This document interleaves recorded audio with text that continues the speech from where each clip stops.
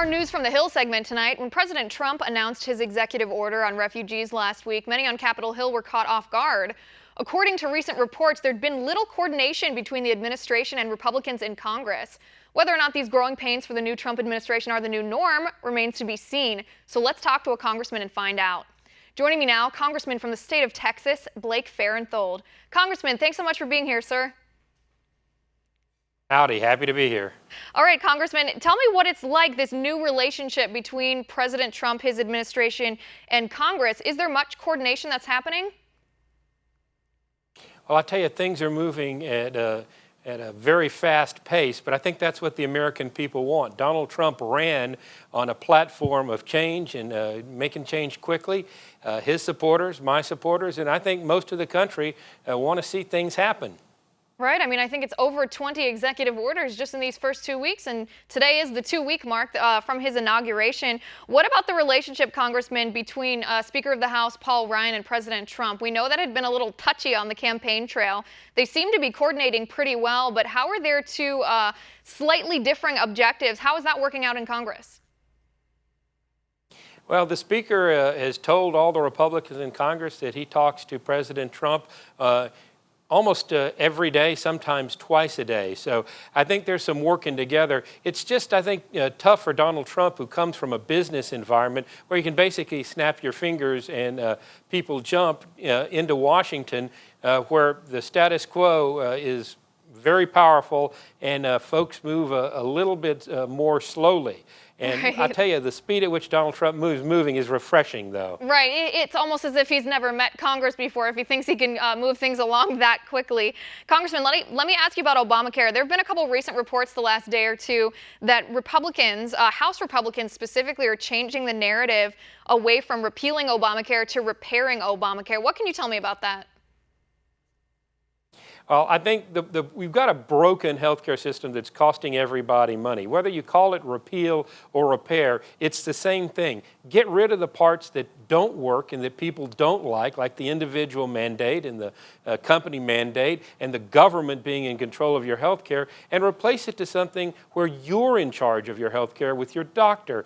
And that's, it's just one word or the other. It's about the same thing. It's about getting rid of a broken system and putting something in that works and will save people money, like Obamacare promised to do and didn't.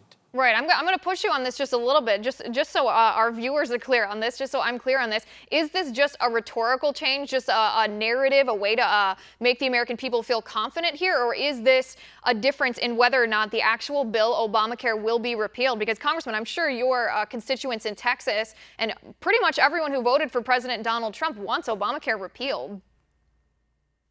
I think it's Coke and Pepsi. I think it basically means the same thing. It's just choosing a different word.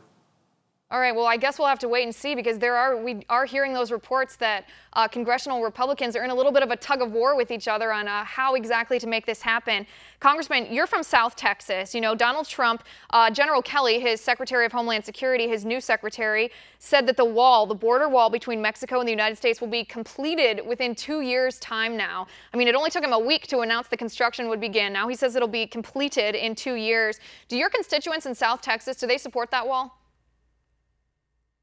I think the South Texas idea is the border's got to be secure. How it's done isn't as important as that it is done. So whether it's secured with an actual physical wall or a virtual wall or existing manpower isn't that important. But President Trump is committed to getting the wall built. You go to Texas now, about 600 miles of it is already built. There's a lot of it built. We just got to fill in some gaps. Right, and you all from Southern Texas, you're the experts on this. I mean, you're the ones that deal with much of the crime, much of the drug trafficking, much of the disadvantages of people crossing the border illegally. I mean, has President Trump consulted with you guys about how exactly to secure the border, whether it is a physical wall, whether it's a fence, whether it's increased border patrol, whether it's manpower in other ways, technology? Has he looped you guys into the process? President Trump has talked to a lot of people about how he's going to do it, but he gave his word to the American people that he was going to build a wall, and I suspect that he's going to build a wall. I do think there's certain areas where geographically it just doesn't make sense to build a wall. If there's a cliff on one side of the Rio Grande, there's a natural wall there, and I do think the economics of it might make it better to do a virtual wall. Again, the key is securing the border. How you do it is really not that important. And what we learned from the Israelis is vanishing time. There are areas where you could cross the border and be tracked by a UAV for hours before you disappear into the general population. But if you're in a city and you cross, all you got to do is duck into a store and you've disappeared into the general population. So vanishing time, I think, is something that needs to be taken into account. But if President Trump wants to build the wall, I think he's going to get the support from Congress to do it. I think so. He certainly got the support from the American people to do so. Congressman, last question here, and that's about the tariffs. I mean, we heard President Trump on the campaign trail talking about making Mexico pay for the wall. He's even said that he would do that now that he's been inaugurated. He said Mexico will eventually reimburse us, even if Congress fronts the money here at the beginning. One of the ways that he suggested is a tariff on imported goods from Mexico. In your opinion, economically, would that harm the United States taxpayer? When you start getting into tariffs, you start getting them going both ways. There's some problems there. But one of my sheriffs down in South Texas really had a good idea. He said, why don't we take the money that we capture with drug lords as they're sending the money back to Mexico and use that forfeiture money to pay for it? That would be the Mexican drug cartels paying for the wall to keep them out. I think that's a huge win. Right.